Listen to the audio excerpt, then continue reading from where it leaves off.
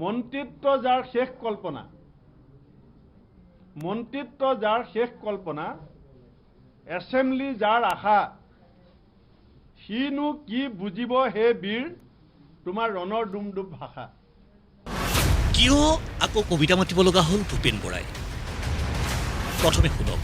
ভূপেন বৰাই জইন কৰিব, এইটো মই ক'ব পাৰিম। সময় লাগিব কিন্তু জইন কৰিব, বিধানসভাৰ আগে আগে পাক্কা।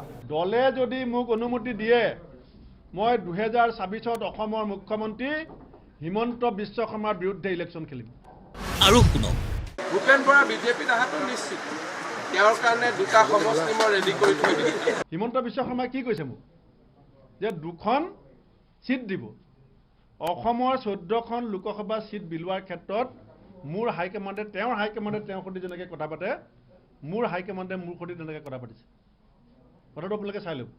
তেওঁ যিখন চকীত বহি আছে মুখ্যমন্ত্ৰী চকীত, সেইখন চকীত বহাৰ আগতে তৰুণ গগৈ ডাঙৰীয়া, হিতেশ্বৰ শইকীয়া ডাঙৰীয়া যিখন চকীত বহিছিলে সেইখন চকীত মই বহি আছোঁ।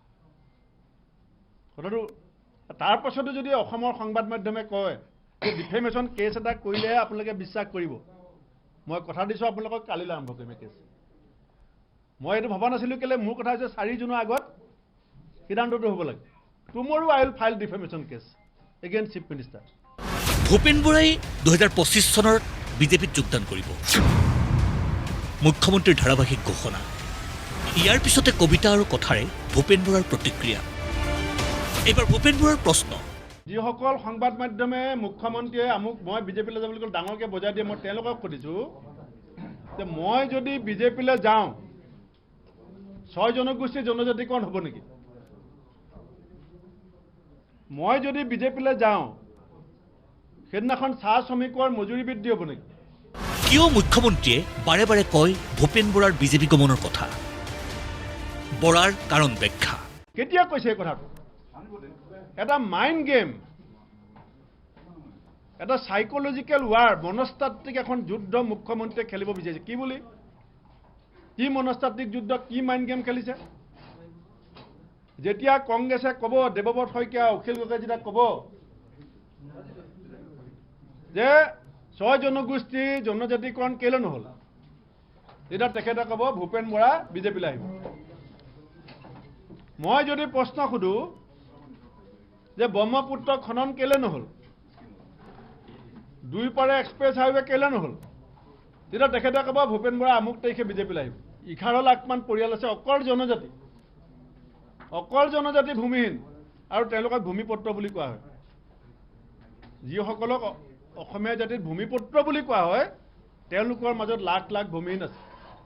সেই কথাটো যেতিয়া আপুনি উলিয়াব, সেইটোতো দলৰ সভাপতি হিচাপে, দলৰ নেতা হিচাপে মই উলিয়াব লাগিব। এতিয়া তেওঁ কৈ দিয়ে যে ভূপেন বৰাক লৈ চিন্তা কৰিব নালাগে, তেওঁ বিজেপিলৈ আহি আছে। এইবাৰ ভূপেন বৰাৰ অভিযোগ, সমাধান নোহোৱা সমস্যাৰ কথা ওলালেই তৰল মন্তব্যৰে পেংলাই কৰি ইছ্যু ডাইভাৰ্ট কৰে মুখ্যমন্ত্ৰীয়ে। বিৰোধীক পেংলাই কৰা আৰম্ভ কৰে। অখিল গগৈ ডাঙৰীয়া যেতিয়া বিধানসভাত থিয় হৈ কথা এটা কয়, আপোনালোকে দেখি থাকে, পেংলাই কৰা আৰম্ভ কৰে। দেৱব্ৰত শইকীয়া ডাঙৰীয়া যেতিয়া কথা এটা কয়, মন্ত্ৰীবিলাকে পেংলাই কৰা আৰম্ভ কৰে।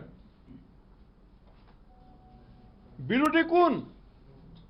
বিৰোধী সংবিধান প্ৰদত্ত অসমৰ ৰাইজে দিয়া এটা অধিকাৰ।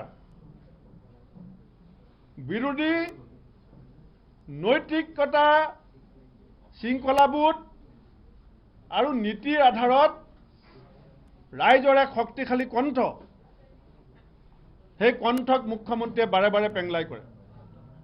কি কাৰণে পেংলাই কৰে? কাৰণ তেখেতৰ গুৰিত জ্বলন্ত সমস্যাবিলাকৰ সমাধানৰ কোনো উপায় নাই। আজি 27খন টুল গেট বহাইছে ৰাস্তাত। এই প্ৰশ্ন যদি আপুনি কোনোবাই সোধে কালিলৈ, ক'ব এওঁ বিজেপিলৈ আহিব, এওঁ মোৰ মানুহ। আশা কৰ্মী ৰাজপথত, অংগনাবাদী ৰাজপথত, গাঁওবুঢ়াৰ ৰাজপথত, টেটৰ টিচাৰ ৰাজপথত, কম্পিউটাৰ টিচাৰ ৰাজপথত, ভেঞ্চাৰ স্কুলৰ মাষ্টৰে পেটত গামোচা বান্ধি স্কুললৈ অহা যোৱা কৰি আছে। এই পেংলাই, এই মনস্তাত্ত্বিক চাইকলজিকেল যুদ্ধ, ইছ্যু ডাইভাৰ্ট কৰাৰ তেওঁৰ যি ষড়যন্ত্ৰ, তাত কংগ্ৰেছ দলে ভৰি নিদিয়ে।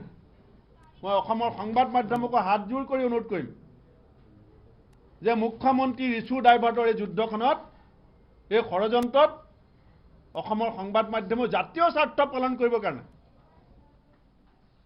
জাতীয় স্বাৰ্থক সন্মুখত লৈ আমি যি শক্তি সাহস আৰু নিৰবিচ্ছিন্ন আপোচবিহীন যুদ্ধ আমি আৰম্ভ কৰিছোঁ সেই যুদ্ধখনক উদগনি দিবৰ কাৰণে অসমৰ সংবাদ মাধ্যমেও এই বিষয়টো ওপৰত দৃষ্টি নিবদ্ধ কৰিবৰ কাৰণে মই আহ্বান জনাইছোঁ ব্যক্তিগত জীৱনত সন্মুখীন হোৱা প্ৰতিবন্ধকতাৰ কথা মনত পেলাই ভূপেন বৰাৰ কটাক্ষ এজন অতি চলাহী কথাৰে গুজৰাটৰ পানীৰ পাইপৰ মাজেদি তেজ যায় বুলি কোৱা সোনিয়া গান্ধী ৰাহুল গান্ধীৰ প্ৰতি কৃষ্ণ প্ৰেম আছে বুলি কোৱা হিমন্ত বিশ্ব শৰ্মা ডাঙৰীয়াৰ কথাটোহে আপোনালোকৰ কাৰণে বেছি বিশ্বাসযোগ্য ভূপেন বৰা আপোনালোকৰ কাৰণে বিশ্বাসযোগ্য নহয় তেতিয়াহ'লে মই তেজেৰে লিখি দিম আপোনালোকে কওক যদি সেইটো বিচাৰে মুখ্যমন্ত্ৰী বনাম প্ৰদেশ কংগ্ৰেছৰ সভাপতি বাৰম্বাৰ মুখ্যমন্ত্ৰীৰ অভিযোগৰ পিছত ভূপেন বৰাৰ শক্তিশালী উত্তৰ এতিয়া মুখ্যমন্ত্ৰীয়ে কিবা ক'বনে এয়া অনস্বীকাৰ্য যে ভূপেন বৰাই উত্থাপন কৰা সমস্যাসমূহৰ কৰাল গ্ৰাসত আজিৰ অসম ভিডিঅ' জাৰ্নেলিষ্ট পৰাগ আৰু এল কেৰ সৈতে যোৰহাটৰ পৰা পৰমানন্দ বৰাৰ ৰিপৰ্ট প্ৰতিদিন টাইম